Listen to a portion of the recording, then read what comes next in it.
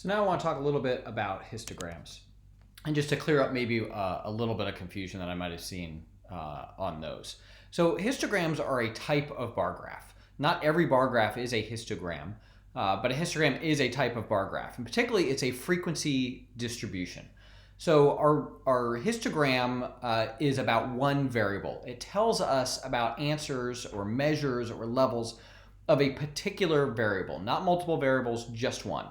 And along the x-axis, we put all possible levels of the variable, right? And so I actually have one here where we see heights of black cherry trees.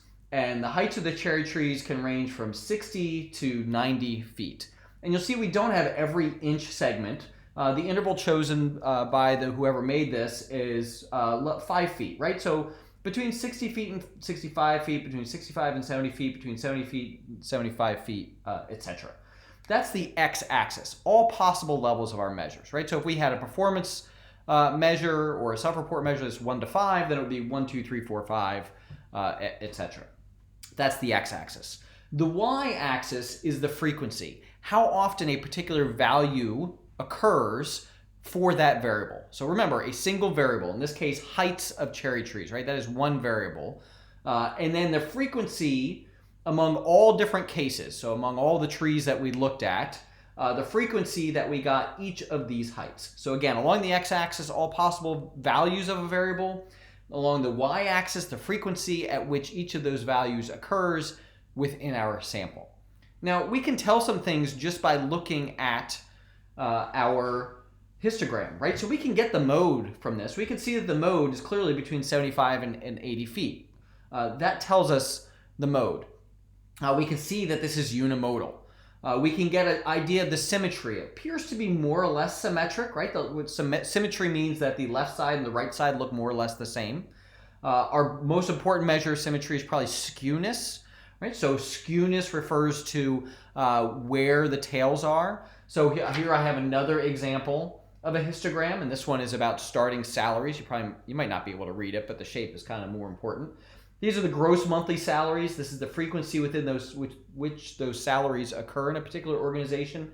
And you can see this is a highly skewed sample, right? So lots of outliers out here. And since that tail points to the right, we say that that's positively skewed. If the tail pointed to the left, we would say that it's negatively skewed, right? So it's all about where the tail points, about how something is skewed.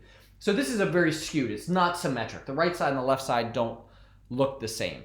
And a lot of our statistics requires us to have symmetric distributions. And particularly the normal distribution is symmetric, right? So our normal distribution, and we see an example here of something that is pretty close to normal. Is it exactly normal? No, it's not exactly normal. Very rare to get a distribution that is exactly normal, but it is kind of close enough. Close enough is good enough. This is more or less a normal distribution. It's about as normal as you're going to get. You see it's unimodal. The mean and the median appear to be about the same and near the mode. We would guess that that's about right. It's not highly skewed. Yes, there's a little bit more to the left. You might start to make an argument about whether or not it's negatively skewed. And frankly, it's probably close enough. There are measures of skewness, right? So we say a skewness, as we measure it, we would say if it's below an absolute value of 1, then it's not skewed. If we have, and same thing with kurtosis, right? So this seems to be mesokurtic, which means kind of middle peakedness. Leptokurtic would mean a very high peak. Platykurtic is very flat, so our uniform distribution is platykurtic. This is what we call mesokurtic. So the normal distribution is one in which the mean, the mode, and the median are exactly the same. There is no skew, and it is a perfectly mesokurtic.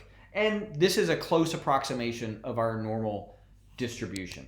So that's what we get from a histogram. So again, it's about one variable. That's really important.